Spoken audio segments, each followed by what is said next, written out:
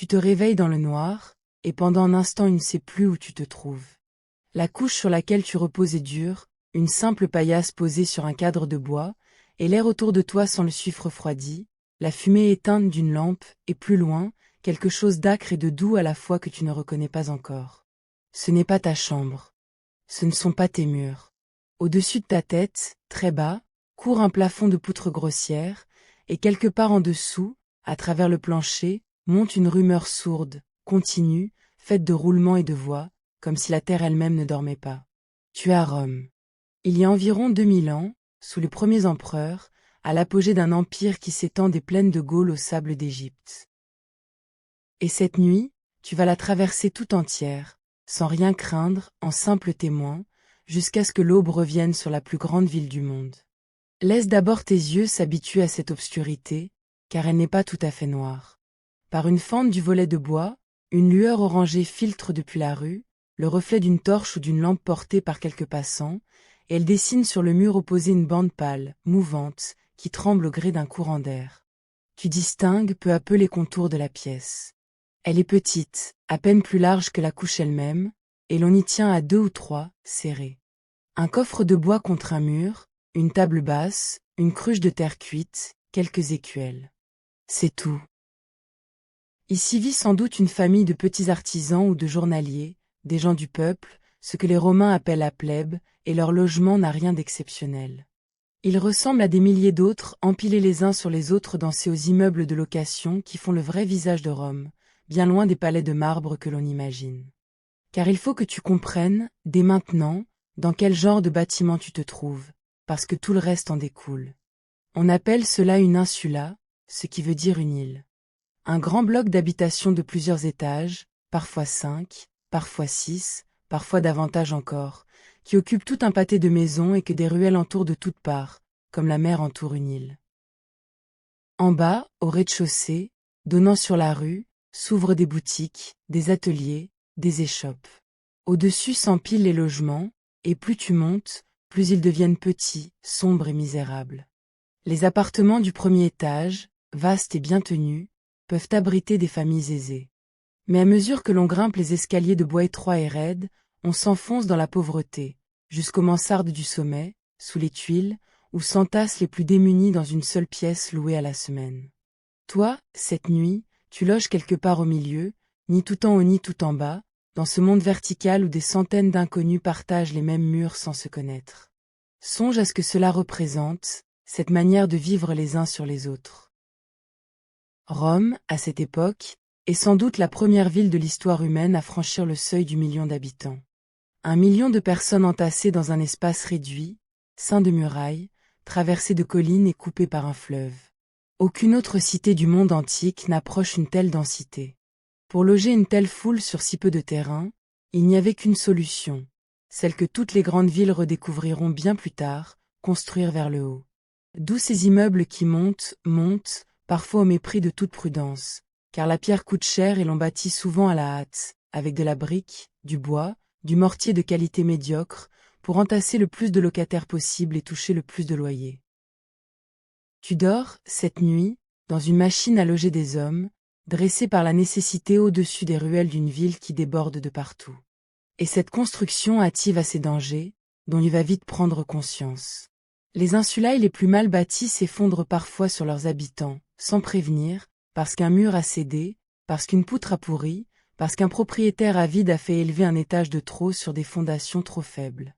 On raconte, dans Rome, des histoires de bâtiments qui se sont écroulés en pleine nuit, ensevelissant ceux qui dormaient. Les écrivains de l'époque, ceux qui peignent la vie de la cité avec verve et amertume, se plaignent de ces logements lézardés où l'on vit dans la crainte perpétuelle de l'effondrement, étayés de planches pour masquer les fissures, et que les propriétaires laissent se dégrader pourvu que le loyer rentre. Ne t'inquiète pas, pourtant. L'immeuble qui t'abrite cette nuit tient bon, ses murs sont solides, et tu peux reposer en paix. Mais garde à l'esprit cette fragilité, car elle dit quelque chose de vrai sur la condition du petit peuple romain, qui vit à la merci de murs trop minces et de propriétaires trop pressés.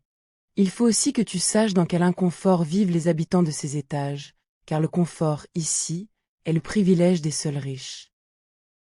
Dans ton logement, comme dans presque tous ceux des insulailles, il n'y a ni eau courante, ni latrine, ni cuisine véritable.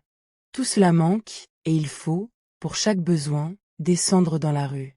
L'eau, on la puise à la fontaine du carrefour et on la remonte, cruche après cruche, par les escaliers raides et sombres.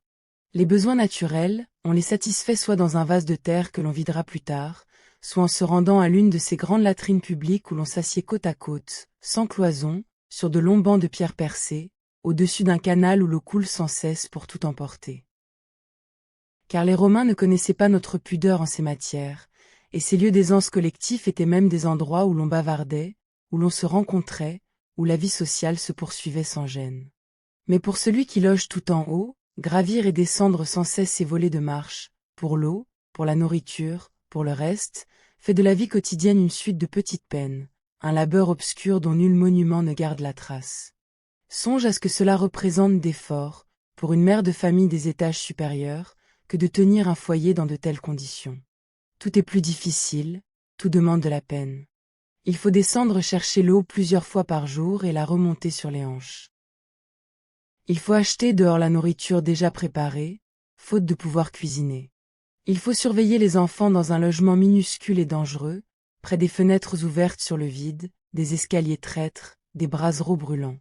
Il faut laver le linge à la fontaine ou le confier à l'un de ces ateliers de foulons qui nettoyaient les vêtements de la ville.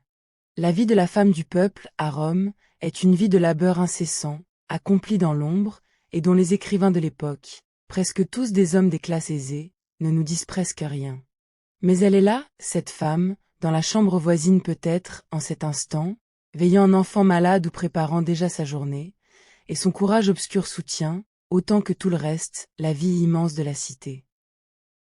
Il existe pourtant un autre danger, plus redouté encore que l'effondrement, et c'est le feu. Imagine un peu. Des immeubles de bois et de briques serrés les uns contre les autres, séparés par des ruelles si étroites qu'on pourrait presque, d'une fenêtre, toucher le mur d'en face.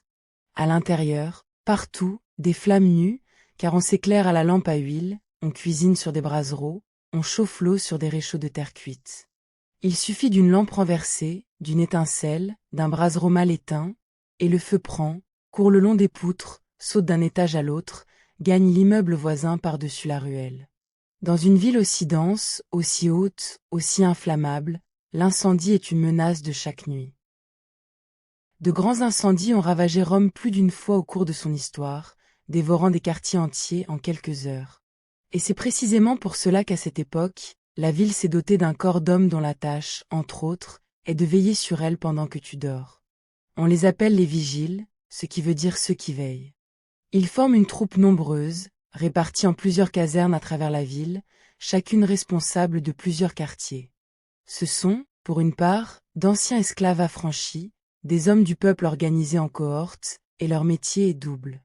Ils sont à la fois les pompiers et la garde de nuit de Rome.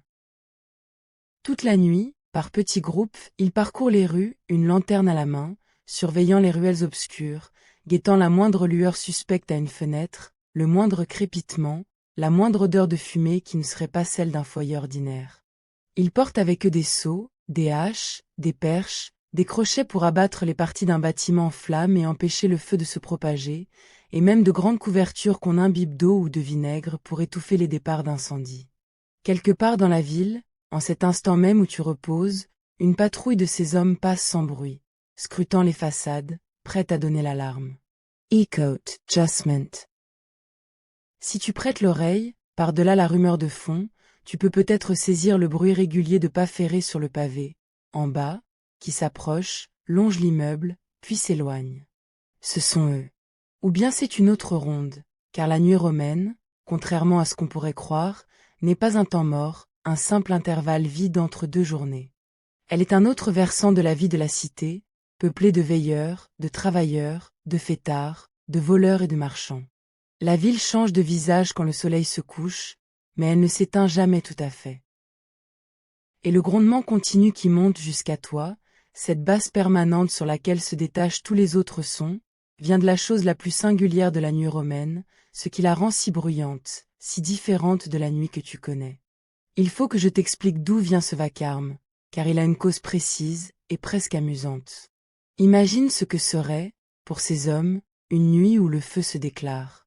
Quelque part, dans un immeuble lointain, une lampe s'est renversée, ou un brasero mal éteint a communiqué sa braise à une poutre, et voici qu'une lueur rougeoie à une fenêtre, qu'une fumée âcre commence à se répandre. Le premier veilleur qui l'aperçoit donne l'alarme, sa voix résonne dans la nuit, on court réveiller la caserne, et bientôt toute une cohorte se précipite vers le sinistre, dans le fracas des pas et des appels.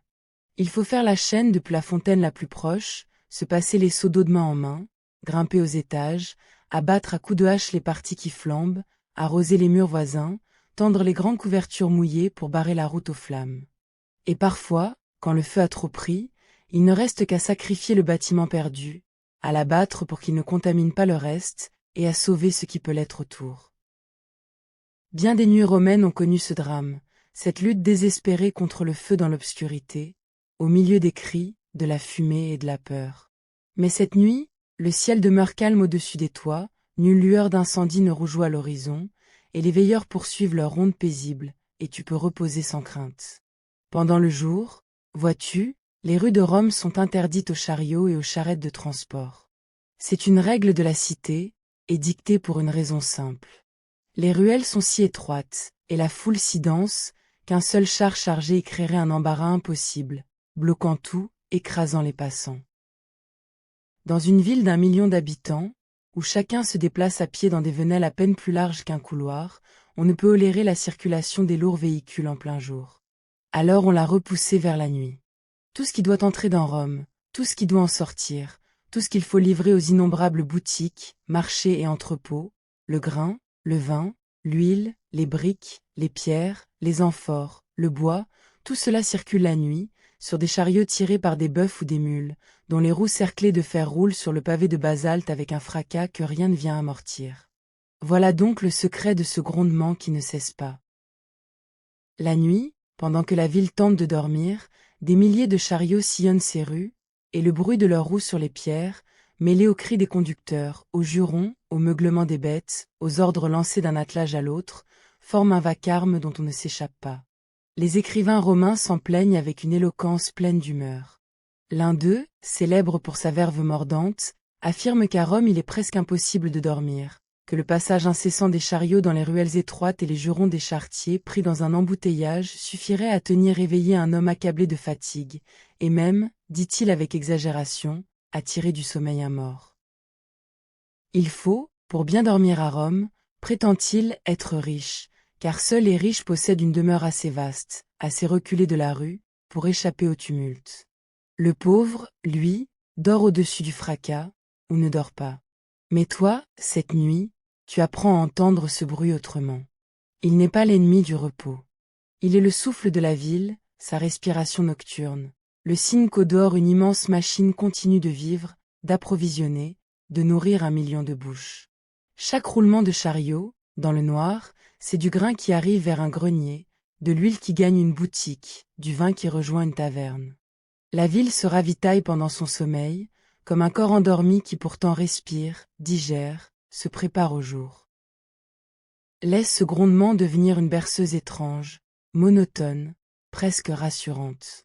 Il y a quelque chose d'apaisant à savoir que tant d'hommes peinent dans la nuit pour qu'au matin la ville trouve de quoi vivre, et que ce labeur invisible se poursuit, fidèle, pendant que tu reposes au chaud sous les tuiles. À présent, lève-toi avec précaution, et approche-toi du volet. La curiosité te pousse à voir cette rue d'où monte tant de bruit. Tu pousses le panneau de bois, qui pivote en grinçant sur ses gonds, et l'air frais de la nuit te touche le visage, chargé d'odeurs que tu vas découvrir bientôt.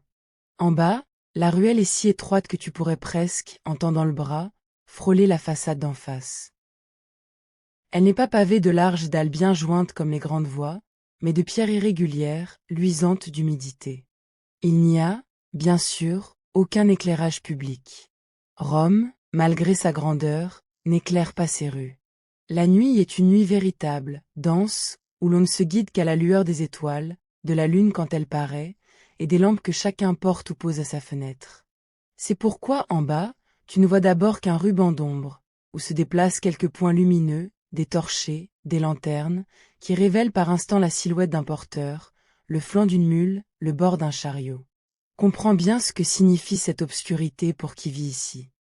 La rue romaine, la nuit, est un lieu où l'on ne s'aventure pas sans raison, et jamais sans précaution. Le citadin prudent qui doit sortir après la tombée du jour se fait accompagner d'esclaves portant des torchers, et parfois de gardes du corps, car les ruelles sombres sont le domaine des coupeurs de bourse, des rôdeurs, des hommes ivres sortant des tavernes, et de toutes sortes de mauvaises rencontres. Les écrivains de l'époque, là encore, comptent avec un frisson les périls de la rue nocturne, l'homme pris à partie par une bande de fêtards éméchés, le passant détroussé dans un coin noir, et même, plus prosaïquement, le danger de recevoir sur la tête un pot de chambre vidé sans façon depuis une fenêtre des étages, car on ne se gêne guère, dans ces immeubles sans commodité, pour jeter à la rue ce dont on veut se débarrasser.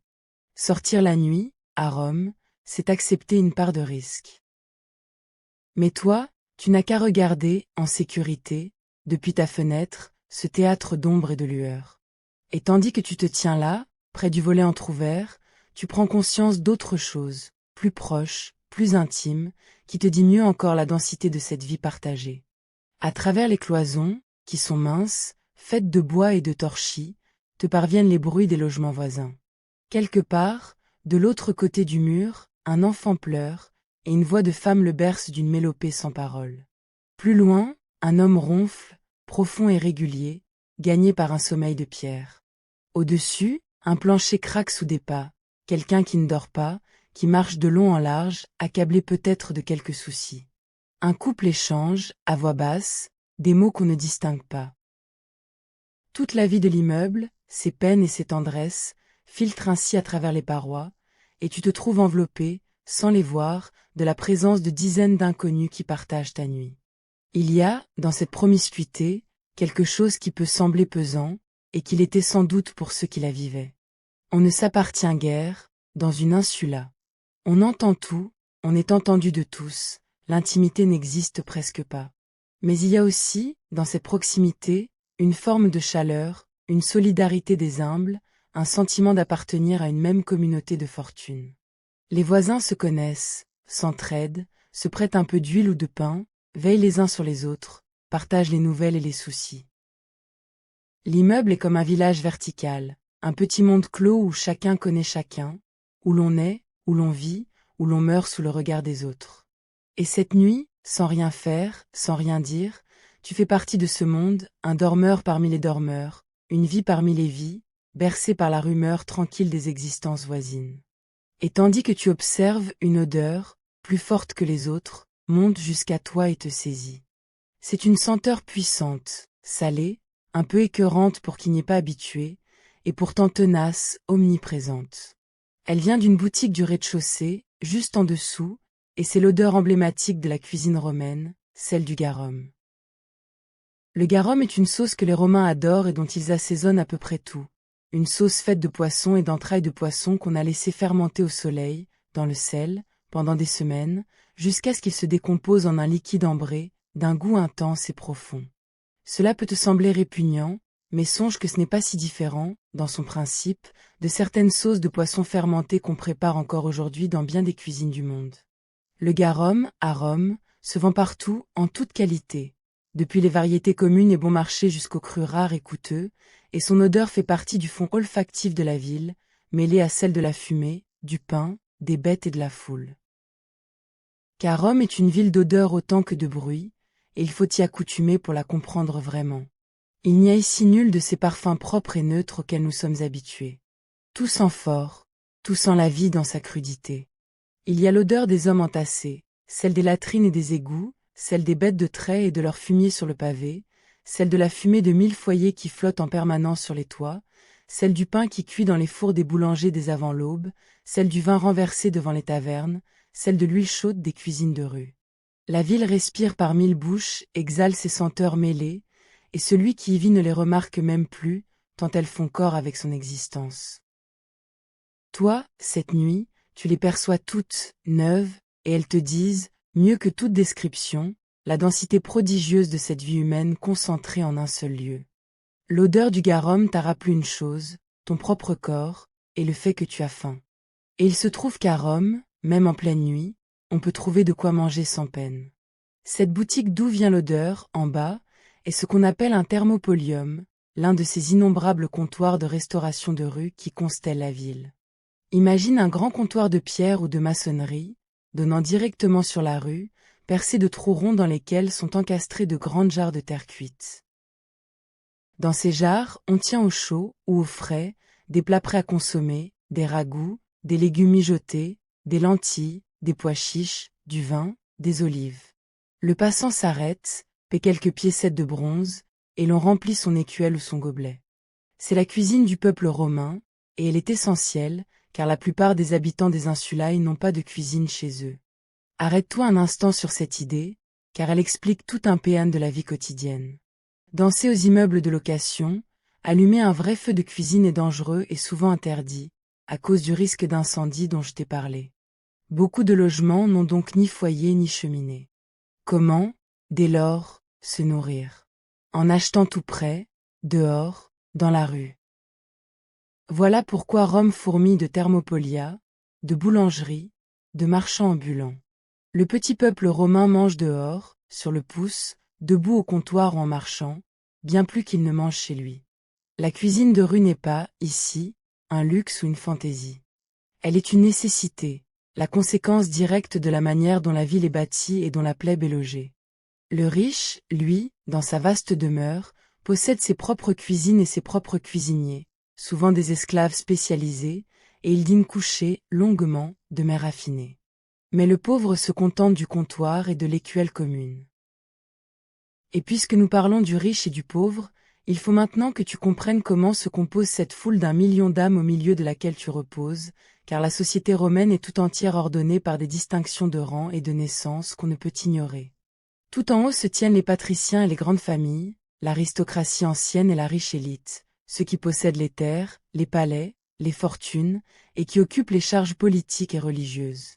Ce sont eux qui habitent non pas les insulae, mais les domus, ces vastes demeures d'un seul tenant, organisées autour de cours intérieures, que nous découvrirons tout à l'heure. En dessous d'eux s'étend la grande masse du peuple, la plèbe, les plébéiens, c'est-à-dire l'immense majorité des Romains libres, artisans, boutiquiers, journaliers, petits commerçants, gens de métier, qui peuplent les étages des immeubles et les ruelles de la ville. Mais la société romaine compte aussi d'autres figures, que tu dois connaître pour saisir cette ville. Il y a les affranchis, ces hommes et ces femmes qui furent esclaves et qui ont obtenu ou racheté leur liberté, et qui forment une part importante de la population. Un affranchi reste lié à son ancien maître par des devoirs et une fidélité particulière, mais il est libre, il peut travailler à son compte, posséder, transmettre, et certains affranchis, par leur habileté dans le commerce ou l'artisanat, deviennent fort riches, plus riches parfois que des citoyens de naissance libre. Et puis il y a, tout en bas de l'édifice, mais partout présents, omniprésents même, les esclaves. Ils sont innombrables, dans une ville comme Rome. Ils servent dans les maisons, portent les fardeaux, cuisinent, tissent, copient les livres, tiennent les comptes, instruisent les enfants, travaillent dans les boutiques et les ateliers, et leur labeur soutient, en silence, une grande part de la vie de la cité. Il faut attarder un peu sur leur condition, car elle est au cœur de ce monde, et il serait malhonnête de te peindre une Rome dorée en l'oubliant. L'esclavage, dans l'Antiquité, est une institution admise de tous, qui n'émeut guère les consciences de l'époque, et la vie d'un esclave dépend tout entière du caractère de son maître. Certains, attachés à de bonnes maisons, employés à des tâches qualifiées, vivent dans des conditions supportables, peuvent espérer un jour l'affranchissement, fonder une sorte de famille. D'autres, voués aux travaux les plus durs, dans les mines, les moulins, les grands domaines, mènent une existence d'épuisement et de souffrance. En cette nuit même où tu reposes, des milliers d'esclaves veillent ou peinent à travers la ville, portant les litières de leurs maîtres rentrant de quelques banquets, surveillant les boutiques, préparant déjà, dans les arrière-cours des grandes demeures, le pain et les tâches du lendemain. Leur présence, partout, est la trame invisible sur laquelle repose le confort de tous les autres. Il faut encore que tu te représentes une chose qui rend Rome unique entre toutes, et c'est l'extraordinaire diversité de sa population. Cette ville d'1 million d'âmes n'est pas peuplée de seuls Romains de souche. Elle attire, comme un aimant, des gens venus de toutes les provinces de l'immense empire, de tous les peuples qu'il a soumis ou avec lesquels il commerce.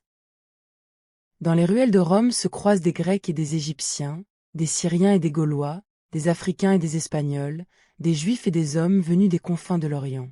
On y entend parler toutes les langues, le latin du peuple et le grec des lettrés, et 1000 idiomes des provinces.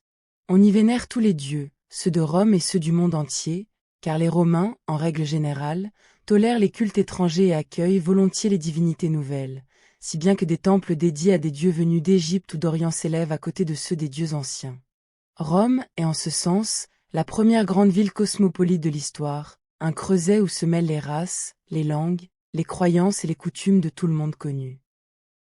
Songe à ce que devait être ce brassage prodigieux, dans les marchés, sur les places, dans les tavernes et les bains. Un marchand syrien marchandant avec une ménagère romaine, un philosophe grec instruisant les enfants d'un riche, un esclave africain portant la litière de son maître, un soldat gaulois en permission, un prêtre égyptien célébrant les rites de sa déesse. Toutes les couleurs de peau, tous les accents, tous les costumes se côtoyaient dans cette ville qui était comme un abrégé du monde. Les richesses de l'empire entier y affluaient, les denrées, les étoffes, les épices, les esclaves, les bêtes rares, les œuvres d'art, et avec elles les hommes, leur savoir et leurs dieux. C'était une humanité bigarrée, bruyante, mêlée, telle qu'on n'en avait jamais vu nulle part auparavant, concentrée en un seul lieu par la force d'attraction d'un empire à son apogée. Et toi, cette nuit, tu dors au milieu de ce monde entier rassemblé entre les 7 collines. Reviens un instant à ta propre fenêtre, et à cette lueur tremblante qui éclaire faiblement ta chambre. Elle vient d'une petite lampe à huile que quelqu'un, avant de dormir, a laissé brûler sur le coffre, près de la porte. Regarde-la. C'est un objet modeste, une coupelle de terre cuite, parfois de bronze, refermée sur elle-même, avec un bec doux sort une mèche de fibres, et un trou sur le dessus par où l'on verse l'huile. On l'emplit d'huile d'olive, ce produit que Rome consomme en quantité fabuleuse, non seulement pour se nourrir, mais pour s'éclairer, se laver et soindre le corps. La mèche trempe dans l'huile, on l'allume, et elle brûle d'une flamme petite, jaune, vacillante, qui donne juste assez de clarté pour ne pas être tout à fait dans le noir. Une seule lampe éclaire peu. Les riches en allument des dizaines, sur de supports de bronze, pour illuminer leur salle de banquet. Le pauvre se contente d'une seule, qu'il économise, car l'huile coûte, et il se couche le plus souvent avec le jour, pour ne pas avoir à brûler de l'huile dans la nuit. Songe à ce que cela change, de vivre dans un monde sans autre lumière que la flamme. Toute la vie, ici, est rythmée par le soleil, bien davantage que dans ton monde à toi. On se lève avec l'aube, on travaille tant qu'il fait clair, et l'on cesse quand vient le soir, car la nuit, on n'y voit plus assez pour faire grand-chose. La lumière artificielle est rare, faible, précieuse. Une pièce éclairée d'une seule lampe baigne dans une pénombre dorée où les ombres dansent et s'allongent, où les coins demeurent obscurs, où les visages, vus à cette clarté, prennent un relief doux et mouvant. C'est une lumière vivante, qui respire et tremble, bien différente de l'éclat fixe et froid auquel tu es habitué. Laisse ton regard se perdre un instant dans cette petite flamme, dans son va-et-vient patient, dans la manière dont elle lutte, sans hâte, contre l'obscurité de la chambre. Elle a éclairé ainsi des millions de nuits humaines, depuis des temps immémoriaux, et il y a dans sa lueur quelque chose de très apaisant et de très ancien, qui touche au plus intime de l'âme. Mais ta gorge est sèche, et tu songes à boire. Et là encore, Rome te réserve une merveille, peut-être sa plus belle réussite, celle dont elle peut le plus s'enorgueillir. L'eau. Dans la cruche de terre cuite, sur la table, il y a de l'eau fraîche et claire, et cette eau, songe d'où elle vient. Elle a voyagé, depuis des sources et des lacs situés à des dizaines de kilomètres de la ville, à travers les collines et les plaines, portée par ces ouvrages prodigieux que sont les aqueducs. Imagine de longues conduites de pierre et de maçonnerie, qui descendent depuis les montagnes lointaines avec une pente si juste, si savamment calculée, que l'eau y coule d'elle-même, sans autre force que celle de son propre poids, sur des distances immenses. Là où le terrain s'abaisse, ces conduites s'élèvent sur de hautes arcades de pierre, ces arches superposées qui enjambent les vallées et que l'on admire encore, des siècles plus tard, comme les vestiges les plus majestueux du génie romain. Plusieurs de ces aqueducs convergent vers la ville, et déversent chaque jour dans Rome des quantités d'eau si vastes qu'elles dépassent l'imagination. Comprends bien l'exploit que cela représente, car rien de comparable n'existait avant, et rien ne le surpassera pendant très longtemps. Faire venir, jour et nuit, sans interruption, par la seule pente du terrain, Des flots d'eau pure jusqu'au cœur d'une ville d'1 million d'habitants, c'est une œuvre d'ingénieur d'un raffinement extraordinaire. L'eau, en arrivant, se répartit dans de grands réservoirs, puis dans un réseau de canalisation qui la distribue à travers la cité. Elle alimente les fontaines publiques, réparties à tous les carrefours, où le petit peuple vient puiser, car les habitants des insulae n'ont, pour la plupart, pas l'eau courante chez eux et doivent descendre la chercher à la fontaine du coin de la rue, dans des cruches qu'ils remontent ensuite par les escaliers. Elle alimente aussi les grands thermes, ces bains publics dont nous parlerons, qui en consomment des torrents. Elle alimente, pour les plus fortunés, quelques demeures privées qui ont obtenu le droit, fort coûteux, d'un branchement particulier. Et elle alimente enfin les égouts, car cette eau qui ne cesse de couler sert aussi à entraîner les déchets de la ville vers le fleuve. Ecoute. Dans le silence relatif d'un moment où nul chariot ne passe, tu peux peut-être saisir, quelque part en bas, le murmure continu d'une fontaine, ce filet d'eau qui jamais ne tarit, jour et nuit, été comme hiver. Car les fontaines romaines coulent sans cesse.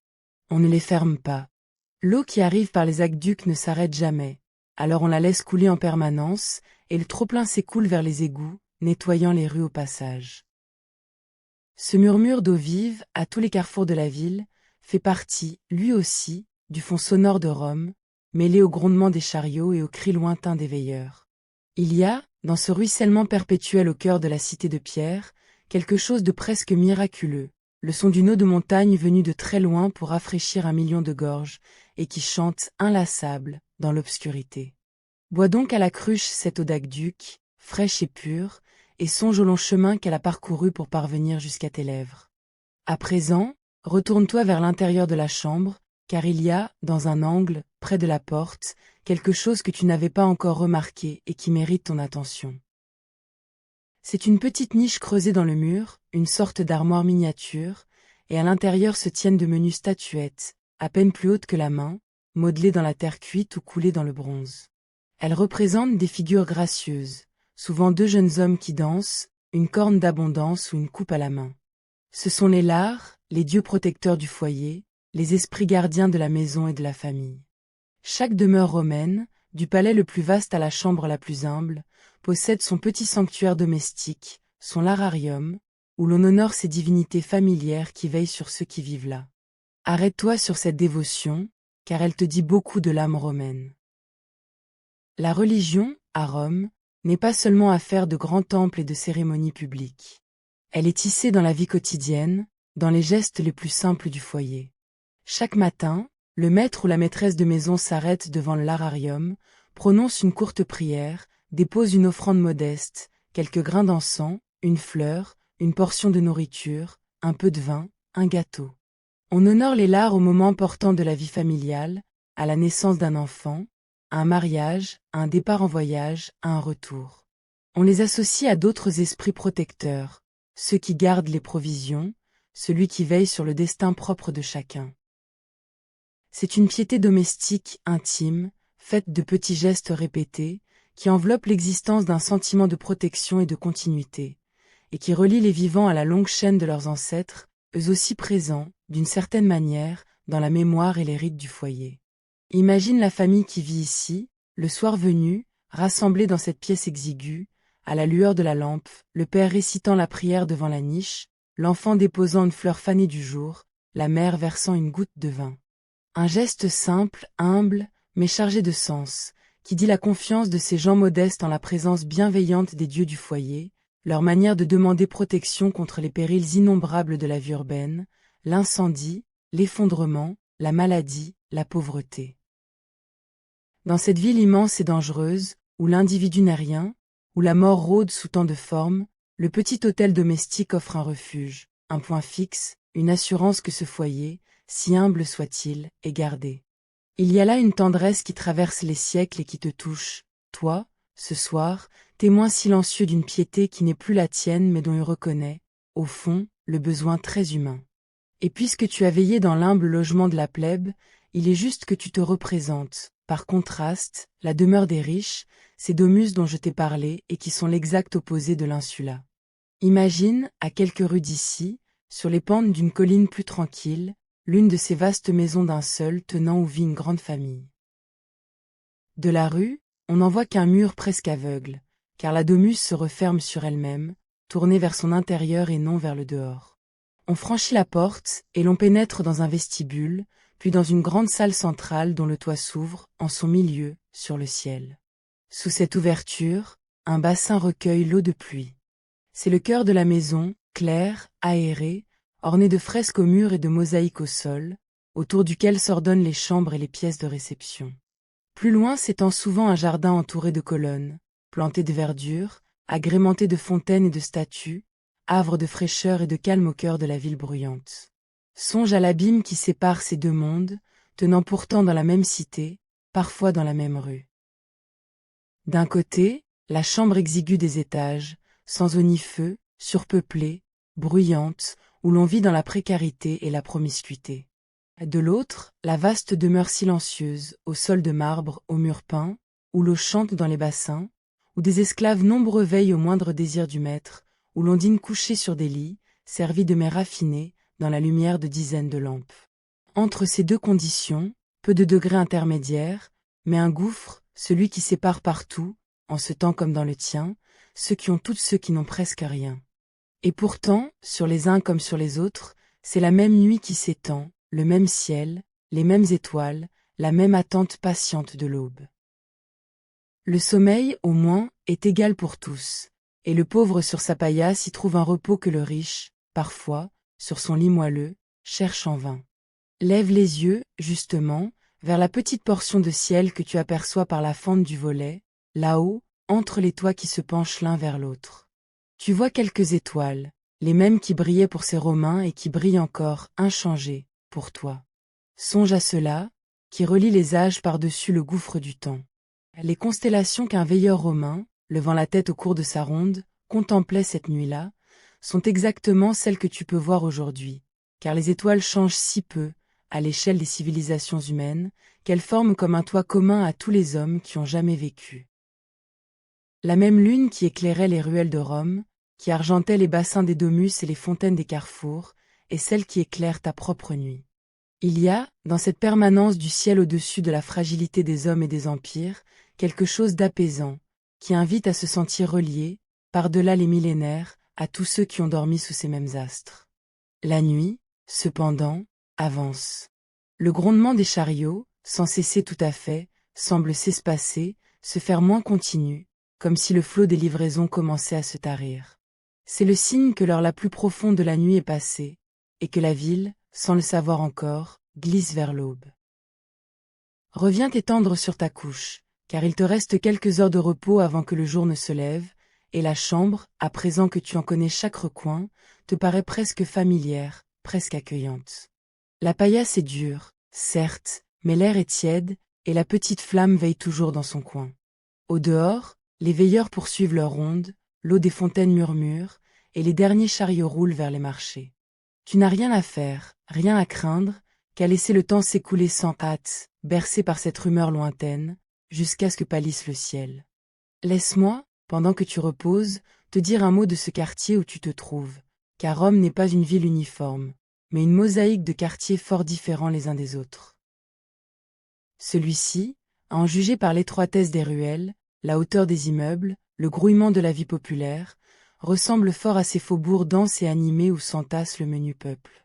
Le plus fameux d'entre eux, dans la Rome de cette époque, porte le nom de Subur, et il a une réputation bien établie, celle d'un quartier populaire, bruyant, malfamé même, plein de tavernes, d'échoppes, de petites gens et de basses besognes, niché dans une dépression entre les collines, à 2 pas pourtant des quartiers les plus nobles. Car telle est Rome, une ville où la richesse et la misère se touchent, où la demeure d'un sénateur peut jouxter un immeuble grouillant de pauvres, où les odeurs et les bruits du peuple montent jusqu'aux fenêtres des palais.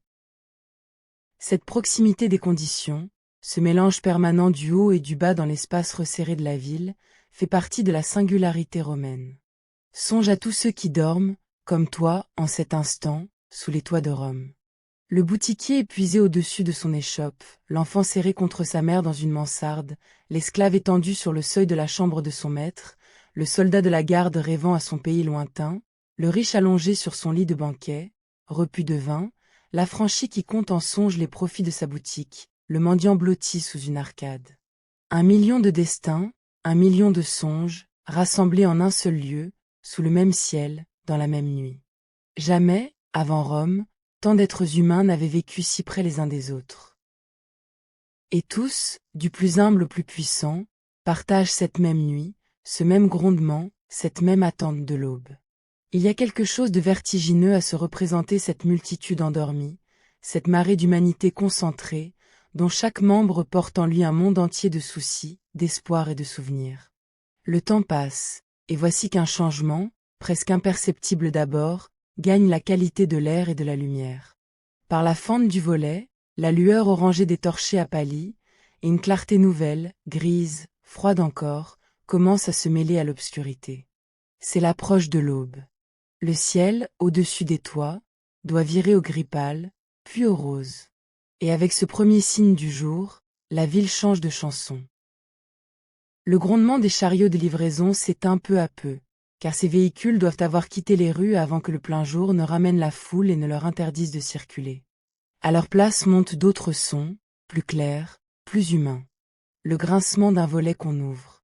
Le raclement d'une porte de boutique qu'on déverrouille. Une voix qui, elle, un coq qui chante au loin sur quelque terrasse, l'appel d'un premier marchand. Rome s'éveille. Lève-toi une dernière fois, et regarde par la fenêtre le spectacle de la ville qui renaît au jour. Dans la ruelle, l'obscurité se dissipe, et tu distingues à présent les façades de briques et de stuc, les balcons de bois, les enseignes peintes des boutiques, le pavé luisant de la nuit. Les premiers passants apparaissent, des hommes qui se rendent au travail, des femmes portant des cruches vers la fontaine, des esclaves chargés de paniers partant en provisions. Les boulangers, qui ont travaillé toute la nuit, ouvrent leurs échoppes d'où s'échappe l'odeur chaude et réconfortante du pain frais, cette odeur qui, dans toutes les villes du monde et de tous les temps, annonce le matin. Car le pain, à Rome, l'aliment de base, le fondement de la nourriture populaire. On le mange à tous les repas, trempé dans le vin, accompagné d'olives, de fromage, d'un peu de légumes. L'État lui-même, soucieux de nourrir la plèbe et de prévenir les troubles, distribue régulièrement du grain ou du pain à une partie de la population, tant le pain est essentiel à la paix de la ville. Arrête-toi un instant sur ce miracle quotidien qu'est le pain de Rome, car il pose une question vertigineuse. Comment nourrir, jour après jour, un million de bouches? D'où vient tout le grain qu'il faut moudre et cuire chaque matin pour qu'aucun de ces affamés ne se révolte? La réponse tient en un mot, l'Empire. Rome ne se nourrit pas d'elle-même, ni de sa campagne proche, qui n'y suffirait pas. Elle se nourrit du monde entier. D'immenses cargaisons de blé traversent la mer, venues des provinces les plus fertiles, des grandes plaines à grains de l'Afrique du Nord et surtout de l'Égypte, ce don du fleuve dont les récoltes nourrissaient une part énorme de la ville. De gros navires de transport, chargés à ras-bord, font la traversée à la belle saison, gagnent le port à l'embouchure du fleuve, et de là le grain remonte vers Rome sur des barges, pour être entreposé dans de vastes greniers, puis distribué, vendu, moulu et transformé en pain. Comprends bien à quel point ce ravitaillement est l'affaire la plus vitale de toute la cité. Qu'une flotte de blé tarde à cause des tempêtes, qu'une récolte manque dans les provinces, et c'est la disette qui menace, et avec elle l'émeute, car un peuple qui a faim est un peuple dangereux. Aussi le pouvoir veille-t-il sur l'approvisionnement de Rome avec un soin jaloux, organisant l'arrivée du grain, surveillant les prix, distribuant gratuitement à une partie de la plèbe une ration régulière de blé ou de pain, pour s'assurer que jamais la grande masse populaire ne manque du nécessaire. Nourrir Rome est une entreprise colossale, qui mobilise des flottes entières, des milliers d'hommes, des ports, des greniers, des routes, et tout cela pour que, chaque matin, l'odeur du pain frais se répande dans les ruelles et que chacun trouve de quoi rompre son jeûne. Le quignon que tu vas porter à ta bouche a derrière lui tout un empire, toute une mer parcourue de navires, toute une machinerie immense et patiente. Descends maintenant, en pensée, dans la rue, et joins-toi au flot des Romains qui s'éveillent. Le matin, on rompt le jeûne de peu de choses, un morceau de pain, quelques olives, un peu de fromage, parfois trempé dans du vin coupé d'eau. Car les Romains ne boivent presque jamais le vin pur. Ils le mêlent toujours d'eau, et la boisson la plus commune du peuple et des soldats est ce qu'on appelle la posca, un mélange d'eau et de vinaigre de vin, parfois relevé d'herbe, une boisson aigrelette, désaltérante et bon marché, qui n'enivre pas et que l'on emporte au travail. Le vrai repas, le repas principal, vient plus tard dans la journée, vers le soir. Le matin n'est qu'un bref encas, pris debout, sur le pas de la porte ou en marchant, avant de se hâter vers ses occupations. Tu mords dans un quignon de pain encore tiède, acheté à l'étal du boulanger, tu bois une gorgée de posca, et te voilà nourri à la manière romaine, simplement, frugalement, comme la grande masse du peuple. Si tu poussais plus avant à promenade matinale, tu découvrirais les marchés où s'approvisionne la ville, et ils valent qu'on s'y attarde, car ils disent l'abondance et la variété de la table romaine, du moins pour ceux qui ont de quoi l'acheter. Sur les étals s'entassent les légumes des jardins voisins, les choux, les poireaux, les oignons, les fèves, les lentilles et les pois chiches qui forment l'ordinaire du peuple. Plus loin, les fruits de saison, les figues, les raisins, les pommes, les prunes, et ces dattes venues d'Orient que l'on apprécie tant. Ailleurs, les fromages de toutes sortes, le miel qui sert à sucrer, car on ne connaît pas le sucre, les œufs, la volaille. Chez le poissonnier, les poissons et les coquillages, fort prisés, parfois élevés dans des viviers. Chez le boucher, la viande, surtout celle du porc, la plus commune, et celle des bêtes sacrifiées dans les temples, dont la chair était ensuite vendue. Et partout, les amphores d'huile d'olive et de vin, les pots de garum, les olives sous toutes leurs formes, les herbes et les épices, dont certaines, venues des confins du monde, valaient leur pesant d'or. Comprends bien, pourtant, que cette abondance n'était pas pour tous. Le riche pouvait s'offrir des festins fameux, où l'on servait des mets recherchés, des viandes rares, des sauces savantes, des vins prestigieux, dans une profusion qui frisait parfois l'excès et que les moralistes de l'époque dénonçaient comme une décadence. Mais le peuple, lui, vivait de peu, de pain surtout, de bouillie de céréales, de légumes secs, d'un peu d'huile et de vin coupé d'eau, et la viande n'apparaissait sur sa table que les jours de fête ou de distribution publique. Entre la table du sénateur et celle du journalier s'étendait le même gouffre qu'entre la domus et l'insula. Mais l'un et l'autre commençaient leur journée par le même pain, et c'est sur ce pain, plus que sur tout le reste, que reposait la paix de la ville. Repu de ton quignon et de ta gorgée de posca, te voilà prêt, comme tout Romain, à affronter les heures de labeur qui s'annoncent. Laisse tes pas te porter, à présent, vers le cœur de la ville, vers ce lieu où bat son pouls public, où se concentre tout ce qui fait la grandeur de Rome. On l'appelle le Forum. Suis le mouvement de la foule, qui partout converge vers le même centre, par les ruelles qui s'élargissent peu à peu, jusqu'à déboucher sur un vaste espace dégagé, ceint de temples, de basiliques et de monuments, où la lumière du matin frappe le marbre et le fait briller. Le Forum, c'est la grande place publique, le centre de la vie politique, religieuse, judiciaire et commerciale de la cité. C'est ici que se traitent les affaires, que se rendent les jugements, que se prononcent les discours, que se célèbrent les cérémonies, que se rencontrent les citoyens.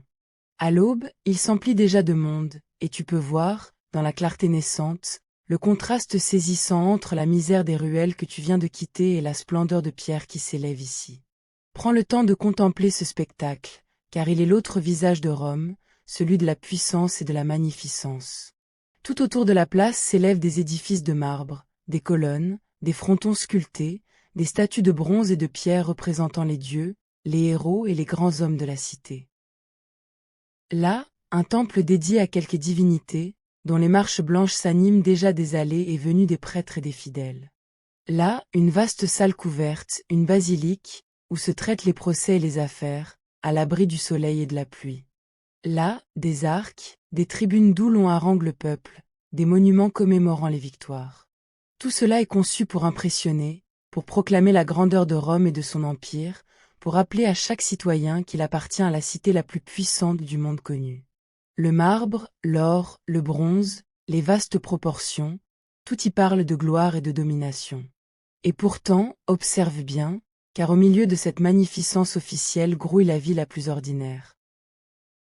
Sous les portiques, à l'ombre des colonnes, des marchands ont installé leurs étals, des changeurs de monnaie comptent leurs pièces, des écrivains publics proposent leurs services à ceux qui ne savent pas écrire. Des groupes d'hommes discutent à voix haute, traitent des affaires, échangent des nouvelles et des rumeurs. Des clients viennent saluer leurs protecteurs, ces riches personnages dont ils dépendent et qu'ils accompagnent en échange de menus bien faits, car la société romaine est tout entière tissée de ces liens de protection et de dépendance, qui unissent le puissant et l'humble dans un réseau d'obligations mutuelles. Le Forum, à l'aube, c'est tout cela à la fois, la majesté des temples et le bourdonnement des affaires, la pierre éternelle et la foule éphémère, le sacré et le trivial mêlés sous le même ciel qui rosit. Il faut aussi que tu saches que la vie romaine, si laborieuse fut-elle pour le plus grand nombre, était scandée par de nombreux jours de fêtes et de grands spectacles publics, qui rythmaient l'année et offraient au peuple des divertissements éclatants. Le calendrier comptait quantité de jours fériés, consacrés aux dieux, où l'on suspendait les affaires pour célébrer des cérémonies, des processions, des banquets. Et surtout, le pouvoir offrait au peuple des jeux, ces grands spectacles dans lesquels Rome excellait et qui attiraient des foules immenses. Les courses de chars, dans le vaste cirque, où des attelages lancés à toute allure soulevaient l'enthousiasme de dizaines de milliers de spectateurs partagés en factions rivales. Les combats dans l'amphithéâtre, où s'affrontaient des hommes entraînés à ce métier dur et périlleux, devant une foule avide de sensations. Les représentations au théâtre, comédies et pantomimes, qui amusaient le public. Ces divertissements, le pouvoir les multipliait à dessein, car il savait qu'un peuple distrait et nourri est un peuple paisible, et l'on a résumé d'une formule fameuse cette politique, qui voulait donner au peuple le pain et les jeux, de quoi manger et de quoi se divertir, pour s'assurer de sa tranquillité. Songe à la place qu'occupaient ces spectacles dans l'imagination et la conversation des Romains. On en parlait dans les rues, dans les bains, sur le forum, on prenait parti, on pariait, on s'enflammait pour tel cocher ou tel combattant célèbre comme on s'enflamme aujourd'hui pour les champions des stades.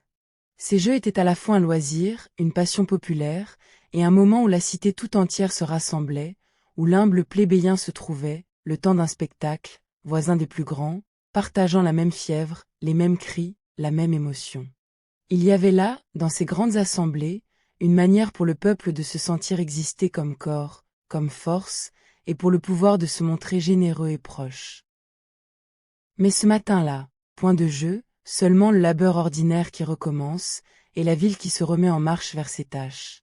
Mais une journée romaine, après le travail du matin, mène souvent vers un autre lieu, un lieu de détente et de plaisir dont il faut absolument que tu connaisses l'existence, car il est l'une des institutions les plus chères au cœur des Romains. Ce sont les thermes, les grands bains publics. À mesure que le soleil monte et que les affaires du matin s'achèvent, une bonne partie de la ville se dirige vers ces établissements somptueux, où l'on vient se baigner, se détendre, se rencontrer, faire de l'exercice, bavarder. Les thermes ne sont pas de simples bains. Ce sont de vastes complexes, ouverts à tous, aux riches comme aux pauvres, pour une entrée si modique que presque chacun peut se l'offrir, et qui offre bien plus que la propreté du corps. Laisse-moi te décrire ce qui t'attendrait, si tu y entrais en ce jour. On passe d'abord par des vestiaires, où l'on se dévêt et confie ses vêtements à la garde d'un esclave. Puis on peut faire de l'exercice dans une cour, lancer une balle, soulever des poids, se délier les muscles. Ensuite vient le parcours des bains proprement dit, une suite de salles de températures différentes que l'on traverse dans un ordre savant. Il y a la salle tiède, où le corps s'accoutume à la chaleur. Il y a la salle chaude, emplie d'une vapeur dense, où l'on transpire abondamment, où l'on se fait frotter et masser le corps d'huile, puis racler la peau avec un instrument courbe qui emporte la sueur et les impuretés, car les Romains, n'ayant pas de savon comme le nôtre, se nettoient à l'huile et au racloir. Et il y a enfin la salle froide, avec son bassin d'eau fraîche, où l'on se plonge pour se raffermir et clore le parcours. Songe aux prodiges techniques que cela suppose, car chauffer de telles masses d'eau et d'air n'a rien d'évident. Les Romains avaient mis au point un système de chauffage par le sol et les murs d'une grande ingéniosité. Sous le dallage des salles chaudes, le sol était surélevé sur de petites piles de briques, ménageant un espace vide, et dans cet espace circulait l'air brûlant d'un foyer entretenu par des esclaves. La chaleur montait du sol, courait dans des conduits ménagés à l'intérieur des murs, et réchauffait ainsi toute la salle, de manière diffuse et constante. C'était un chauffage central avant l'heure, d'une efficacité remarquable, qui permettait de maintenir, en plein hiver, des salles tièdes brûlantes et de vastes bassins d'eau chaude. Tout cela demandait un travail considérable, du bois en quantité, des esclaves veillant sans cesse sur les foyers, et l'eau, toujours, fournie en abondance par les aqueducs. Mais les thermes, je te l'ai dit, sont bien plus qu'un lieu où l'on se lave. Ils sont le grand salon de Rome, le lieu de la vie sociale par excellence. On y vient pour le plaisir du bain, oui, mais aussi pour rencontrer ses amis, traiter ses affaires, entendre les dernières nouvelles, faire de l'exercice, et même se cultiver, car les plus grands de ces établissements comportent des bibliothèques, des jardins, des salles de promenade et de conversation. On y croise toutes les conditions, le sénateur et l'artisan, le riche et le pauvre, dans une promiscuité que peu d'autres lieux de la cité permettent. C'est un moment de détente partagée, un rituel quotidien, une parenthèse de bien-être au milieu d'une vie souvent rude. Imagine le brouhaha de ces grandes salles, l'écho des voix sous les voûtes, le clapotis de l'eau, les cris des baigneurs et des marchands de boissons qui circulent, la vapeur qui flotte, la sensation de l'eau chaude sur un corps fatigué. Il y a, dans cette institution, une douceur de vivre que les Romains chérissaient par-dessus tout, et qui dit beaucoup de leur art de la civilisation urbaine. Maintenant, éloigne-toi en pensée de l'agitation des thermes et du forum, et laisse ton regard embrasser, du haut d'une des collines, la ville entière qui s'étend sous le soleil du matin. C'est une vision saisissante. Une mer de toits de tuiles rouges, qui ondule sur les collines et descend dans les vallées, percée çà et là par la masse blanche d'un temple, la courbe d'un grand monument, la verdure d'un jardin. Le fleuve la traverse, lent et large, charriant ses barques de marchandises. Au-delà des murailles, la campagne s'étend, parsemée de villas, de tombeaux qui bordent les routes, et les hautes arcades des aqueducs s'avancent vers la ville comme de longs serpents de pierre venus des montagnes. Partout, la fumée des foyers monte droit dans l'air calme du matin. Et surtout cela règne une rumeur immense, le bruit confus d'un million d'êtres qui s'éveillent et se mettent en mouvement, le grand murmure de la plus grande ville que l'humanité ait jamais bâtie jusqu'alors. Laisse ton regard suivre, en contrebas, le ruban du fleuve qui traverse la ville, car il est l'une de ses artères vitales. C'est par lui que remontent, depuis la mer, les marchandises du monde entier débarquées au grand port de l'embouchure. Tout au long de ses rives s'alignent les quais, les entrepôts, les greniers où s'accumulent les trésors de l'Empire, le blé d'Égypte et d'Afrique, l'huile et le vin d'Espagne, le marbre des carrières lointaines, les étoffes, les métaux, les bêtes, les esclaves. Des barges chargées remontent le courant, allées parfois depuis la berge, et des nuées de portefaix déchargent sans répit les cargaisons. On raconte qu'à force d'y briser les amphores vides qui avaient contenu l'huile, il s'était formé, près de ces quais, toute une colline faite de débris de poterie, témoignage muet du commerce démesuré qui nourrissait la ville. Le fleuve, ainsi, n'était pas seulement un cours d'eau, mais la grande voie par laquelle l'Empire entier venait déverser ses richesses dans le ventre de Rome, et le matin, déjà, il s'animait du va-et-vient des barques et des cris des bateliers. Arrête-toi sur cette pensée, car elle a de quoi émouvoir. Tout ce que tu as traversé cette nuit, ces ruelles obscures, ces immeubles surpeuplés, ces fontaines murmurantes, ces hôtels domestiques, ces comptoirs de rue, tout cela formait le quotidien de millions d'êtres semblables à toi, qui sont nés, ont aimé, ont peiné, ont espéré et sont morts dans cette ville, il y a 2000 ans. Ils avaient leurs soucis et leurs joies, leurs amours et leurs querelles, leurs croyances et leurs doutes. Ils se levaient le matin, ils mangeaient leur pain, ils saluaient leur Dieu, ils s'inquiétaient du loyer et de la santé de leurs enfants, exactement comme les hommes de tous les temps. Et de toute cette multitude grouillante, de cet océan de vie, il ne reste aujourd'hui que des pierres, des inscriptions, quelques objets, et les pages de quelques écrivains qui ont su fixer, pour nous, l'image de leur monde. Mais cette nuit, l'espace d'un songe, tu as marché parmi eux, tu as respiré leur air, tu as partagé leur nuit et leur aube. Il y a, dans cette traversée, une leçon douce sur le temps et sur ce qui demeure. Songe que cette ville, Rome, semblait à ses habitants éternels, immuables, le centre du monde, destiné à durer toujours. Il l'appelait la cité éternelle, et il ne pouvait concevoir qu'elle pût finir. Or les empires passent, les civilisations s'élèvent et déclinent, et la Rome toute puissante que tu as visitée cette nuit connaîtra, des siècles plus tard, des bouleversements, des transformations, des grandeurs nouvelles et des décadences. Et pourtant, quelque chose de Rome demeure, traverse les âges et parvient jusqu'à toi. Ses routes, ses lois, sa langue qui a donné naissance à tant d'autres, ses formes d'architecture, sa manière même de penser la cité et le droit, tout cela vit encore, dilué dans le monde où tu vis. La Rome de pierre s'est en partie effondrée, mais la Rome des idées et des formes ne cesse de te toucher, jusque dans les mots que tu emploies sans le savoir. Et c'est peut-être là, au fond, ce que ce voyage te révèle. Le temps emporte tout, les empires comme les hommes, les palais comme les masures, et la plus grande ville du monde antique n'est plus, aujourd'hui, qu'un champ de ruines vénérables où viennent rêver les voyageurs. Mais rien de ce qui a été vécu n'est tout à fait perdu. Chaque vie de ces Romains anonymes, chaque nuit semblable à celle que tu viens de traverser, a réellement eu lieu, a réellement compté, et a contribué, par 1000 fils invisibles, à façonner le monde qui est le tien. Tu es, sans le savoir, l'héritier lointain de ces gens qui dormaient dans les insulailles et puisaient l'eau aux fontaines. Leur monde a coulé dans le tien, comme l'eau des aqueducs coulait jadis vers la ville. Il y a, dans cette continuité tranquille des âges, quelque chose qui apaise, qui relie, qui donne à ta propre existence sa place dans une histoire immense et patiente. Laisse donc cette pensée t'accompagner, à mesure que le songe s'achève et que tu te sens glisser vers le repos.